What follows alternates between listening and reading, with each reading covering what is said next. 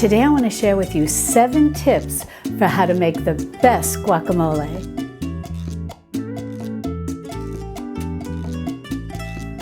Hi sweet friends, I'm Mary and welcome to Mary's Nest, where I teach traditional cooking skills for making nutrient-dense foods like bone broth, ferment, sourdough, and more. So if you enjoy learning about those things, consider subscribing to my channel and don't forget to click on the little notification bell below. That'll let you know every time I upload a new video. This is an easy homemade guacamole recipe that turns out delicious every time. Now we'll go over all the ingredients that you're going to need, but be sure to open the description below where I'll have a link to the recipe. And also in the description below, I'll have timestamps for all the different tips that I'm going to share with you for how to make this guacamole. Well, the first ingredient that you're going to need is avocados. They're the star of the show. And tip number 1 is to make sure that you buy Hass avocados. And the reason you want to use Hass avocados is because they are richer in fat than other avocados, which is what gives guacamole its wonderful mouthfeel. And you're going to need 3 large Hass avocados for this recipe. And at your grocery store, they may label the Hass avocados as large Hass avocados. Sometimes they'll also be extra large Hass avocados. But basically the size that you're looking for is what's going to fit in your hand. Now I know everybody has different size hands, but basically what you're looking for is something that's about the size of an oblong, if you can imagine that, an oblong or oval-shaped baseball. Now tip number 2, you want to make sure that the 3 avocados you're using are pretty much all at the same level of ripeness. So try to buy all of your avocados that you're going to need for this recipe at the same time, and you'll know that they're ripe if when you give them a little bit of a push, there's a little bit of a give. Now you don't want it to be real mushy, just a little bit of a give, and that means it's ripe. Now basically, if you want to keep guacamole super simple, all you really need is avocados, salt, and lime juice. But many recipes today call for a few additional ingredients that help just to boost the flavor. Now in this recipe, in addition to the 3 large Hass avocados, we're going to have our lime juice, of course, and I've got 2 tablespoons of lime juice here, and that basically was the juice from 2 limes.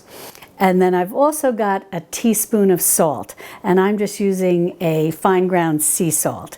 And you don't want to skimp on the lime juice and the salt. And the reason is because the avocados are very high in fat and they do have that nice smooth mouthfeel, you still want to be able to get some flavor. And avocados have a relatively mild flavor, but they do have that luxurious mouthfeel. And the lime juice and the salt help to break through some of that fat. And when it's all mixed together, just makes for a lovely, tasty guacamole. Next for this recipe, what I have is a little bit of minced white onion. And generally when you see guacamole recipes, it'll call for using white onion. I have seen some recipes, and I've even seen it sometimes at restaurants, where it'll have a little bit of chopped red onion in it. So you could use that too. Now you don't need a lot of onion. I have the equivalent of what would be maybe about 1/4 of a white onion. But if you've been with me for a while, you know I can't stand when recipes call for like 1/4 of something or a half of something, because then what am I going to do with the other half? And especially when it comes to onions, they're so pungent that they can really, even wrapped well, leach their aroma into the refrigerator. So what I like to do, and I'll share this tip with you, is to find the little white bulb onions that have the greens attached to them. They look like this, and this onion is the perfect amount that works great for this recipe. And then I just save the greens and use them in a soup or top a salad, whatever I want to do with them. But this is just the perfect amount. And so if you see these at your grocery store, and make sure that when you're looking for these, that you look for the bulb onions and not the bulb garlic, because sometimes fresh garlic can be a little confusing. But you want to look, in terms of appearance with these white onions. But if you can find these little white bulb onions in your grocery store, these are perfect to use. Otherwise, you're probably just going to want to go with about 1/4 or 1/2 of a white onion. You don't need a lot. Next, I've got 1 serrano pepper here. Now, in a pinch, if you can't find serrano peppers, you can use a jalapeno. And with the serrano pepper, I did remove the seeds and the membranes because I don't want it to be too spicy. And again, this is very well minced, similar to the onion.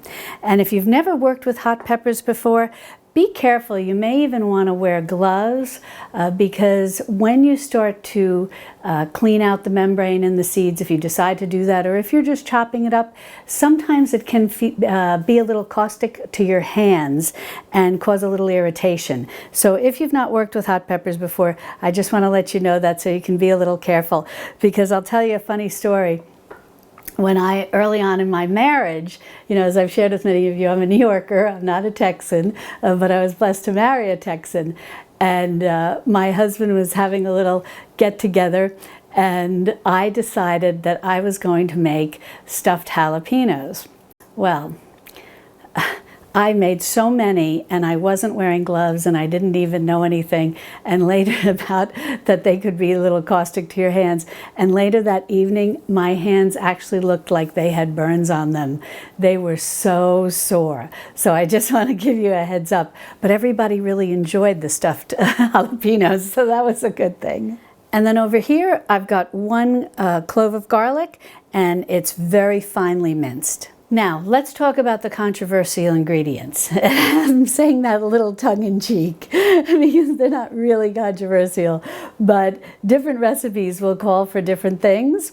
And so I just want to talk about these 2. I want to talk about the tomato, and I want to talk about cilantro. Now, some people will add tomato to their guacamole. I don't do this, but if this is something that you want to do, 1 plum tomato, and this is an Italian plum tomato, you may also know it as a Roma tomato, is a good option to use because these have very little water to them. And the last thing you want to do is add any additional water to your guacamole. You don't want a watery guacamole. That would be very unpleasant and unappetizing. But if you decide to add tomato, you're just going to want to cut your Roma or plum tomato up, remove the seeds, and then chop it up, and you can add it in with the other ingredients. And I read something interesting that I'll share with you, is that some restaurants, maybe some chefs or cookbook writers and whatnot, started adding tomato to guacamole because they wanted it to do double duty, to basically serve as the guacamole and the pico de gallo. And so adding in that little bit of tomato to the guacamole added some acidity, and they felt, well, that works for one fell swoop, my guacamole and my pico de gallo. But it's not something that we like or something that we really enjoyed having in our guacamole, because my husband really likes his pico de gallo or his picante and his salsa separate. And so this works well, leaving out the tomato. And if you'd like to see how I make homemade salsa that I also ferment, and it's very easy to make, I'll be sure to share that link with you if that's something you want to learn about. And now what about cilantro? Are we going to add cilantro to our guacamole? If you've been with me a while, you know I'm not a fan of cilantro. And I really felt bad about it because it's such a popular herb here, especially living in Texas. But I just have never acquired a taste for it. It actually tastes soapy to me. And I was, I guess, I don't know if you would say pleased or whatever, but I was pleased to read in one of the food magazines or something that Julia Child and Ina Garten, the famous, cookbook authors and cooking TV stars, also didn't have a taste for cilantro. And I always wondered why. Why do I not like this? And a friend of mine is a scientist, and she told me that people actually have some sort of genetic marker gene, I'm not exactly sure what the right scientific terminology is, that makes them have the taste of soap when they eat cilantro. So I guess I'm not alone. And I've even found that here in Texas, in Central Texas where we live, when my husband and I will go to a Mexican restaurant or a Tex-Mex restaurant, often the guacamole will be very simple and it won't contain cilantro. So I'm not going to be adding cilantro to this particular guacamole recipe, but if you do want to add some guacamole, if you want to add some cilantro to your guacamole, then I would recommend starting with about 1/4 cup and see how you like it. Some recipes will even call for up to 1/2 cup. Well, let's get to making this guacamole. What you're going to need is a medium-sized bowl, and if you've got a potato masher like this works great for breaking up the avocado. If not, you can use some knives or some forks. Basically, we're going to leave it somewhat semi-chunky. You certainly can make it a little smoother, and as we add in the other ingredients, that's going to help smooth it out as well. But you want to avoid it becoming like baby food. You don't want that type of texture to your guacamole. And that brings us to tip number 3. Don't make this in a food processor or a blender or anything like that. You don't need to do this. It's very easy to make this by hand. And if you use a food processor or a blender, you're going to get that baby food texture, which is really not what you're looking for. Now, before I even start, I like to make sure I've given my avocado a good wash, the exterior of the avocado, a good wash. And then you're just going to take your knife, and it should go in very gently if the avocado is ripe. And you can just go around like this, nothing fancy, and then just twist it, and you'll be able to open it. Now, what about removing the pit? I know a lot of people have trepidation about whacking it with a knife and pulling it out that way, and I understand that completely. What works great is if you have a grapefruit spoon or just a teaspoon, you can just go in with your spoon and just work around the pit a little bit. See, it comes right out. Very easy. Now, when it comes to scooping your avocado out of its rind, there's really no specific way that you have to do this. If you're using it in a salad, you might like to score it and then pop it out that way. If you're using it in a recipe that's going to call for the whole half to be intact, there are like little scoops that are made, but you can also just use a big tablespoon like this to get it out. But since we're going to be basically mashing this to make the guacamole, you can just take your spoon or whatever you want and just start scooping it out. It's very easy to do. When you get your avocado out of its rind, take a look at it. Right into my bowl there. But take a look at it. This is tip number 4. If you see any blemishes or brown spots, cut them out and discard them. You don't want to leave those in because they will cause discoloration to your guacamole. Now I've got my 3 avocados in here all ready to be mashed up. And what I like to do at this point is go ahead and pour on the lime juice. And this will just help keep the avocados nice and green and not start to oxidize and become a little brown. And then I'll also go ahead at this point and add in the salt. And that is tip number 5. Be generous. You may think that a teaspoon of salt looks like a lot for this, and maybe you even want a little more, but be generous with the salt because you really need this to pull all the flavors together so that your guacamole doesn't taste bland. And in addition to the salt, tip number 6 is to make sure you use lime juice. Don't substitute lemon juice. It changes the overall flavor of the guacamole. And as I mentioned earlier, the lime juice is great at helping to keep the avocados green and to keep them from oxidizing and turning that unappetizing brown color. But the main reason that you want the lime juice is, well, number 1, it's authentic, and number 2, it helps cut through some of the rich fatty flavor of the avocado to just make a nice, well-rounded guacamole. So use the lime juice and don't skimp. Now I'm going to take my potato masher and I'm just going to start to push through and mash this up a bit. If you don't have one of these, like I said, you can use 2 forks or 2 knives. Either will work. So as you're mashing this, just keep an eye on the consistency to decide what level of chunkiness that you like. It's fine for it to be smooth, but again, you don't want it to be like baby food.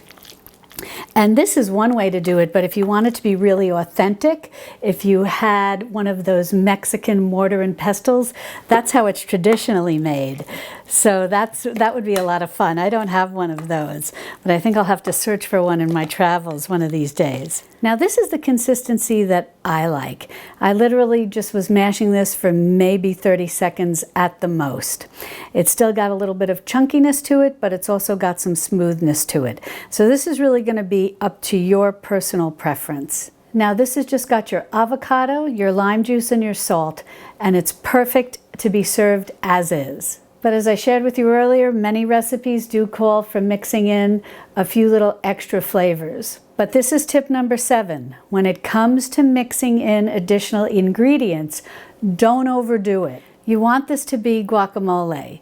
You don't want this to be filled with a lot of other things that then overtake the lovely mouthfeel that you're looking for that guacamole offers. So you want to remember to always allow the avocado to be the star of the show.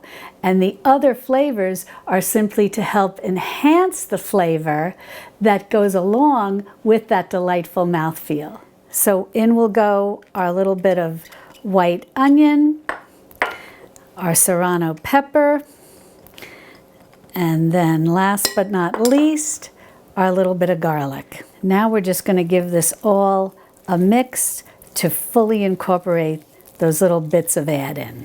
Well, I've got my guacamole in a lovely serving dish here, and I've got some tortilla chips. These are the ones that are made from the blue corn. We really love these. Now let's go ahead and give this a taste and see how this came.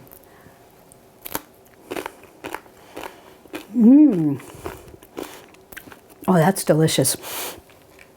I think you're going to really love this, and it's so easy, and it comes together 1, 2, 3. Now, if you'd like to learn how to make more things homemade, like a wonderful homemade hummus with a spicy nut topping that's out of this world, as well as a lot of basic homemade things like cottage cheese and crackers and homemade cereal, be sure to click on this video over here where I have a whole playlist of lots of wonderful homemade things. And I'll see you over there in my Texas Hill Country Kitchen. Love and God bless.